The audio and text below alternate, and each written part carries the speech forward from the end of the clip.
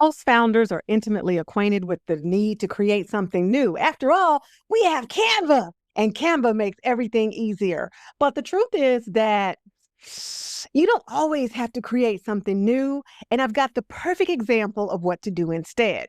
So, surfing the internet, as I often do, I look at content and information and advertisements and all of the things because I'm a brand strategist. Not. I'm a fractional chief marketing officer and chief growth officer. So I look at things through a different lens. And one of the things that I noticed, and if we can get past the whole, Walt Disney being a little bit of a racist, I mean, a lot of a racist, and so a few other things that's been said about him over time. The one thing that we can look at is the Disney double down, sometimes even the Disney triple down, where they don't create anything new. What prompted this? I'm looking at the live action feature of Moana, of all things, and I'm thinking back to, yeah, you used to be a cartoon. Huh. Yeah, then you became a film, and now you're, oh, okay, now we're using real actors. And that's not the only thing that Disney has done in that way. Look at Lion King, right? But again, if you can't get past the fact that Walt Disney was a racist, listen to me.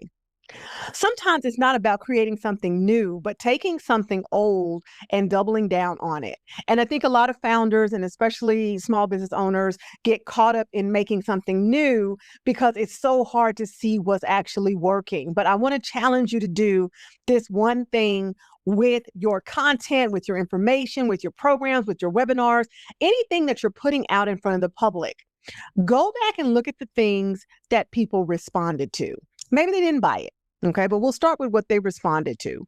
And what was that? Okay, and why did they respond? And is there anybody who responded that you can go back to and say, hey, why did this land for you? Why did this resonate? And then go back to the things, of course, that people bought. And why did they buy those things?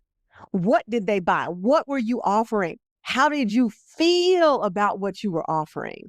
See, something that just doesn't get talked about enough is the fact that founders have feelings, right? And even though I feel like your feelings are valid, your feelings are not always the facts. But if you're feeling deeply enough and you're thinking through things, you will have very visceral reactions to what is right and wrong for you most of the time, if you allow it.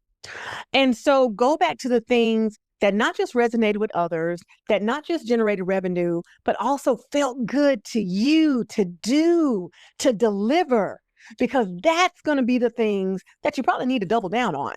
We don't need any more new things. Let's make the things that got results in whatever form those results came in more.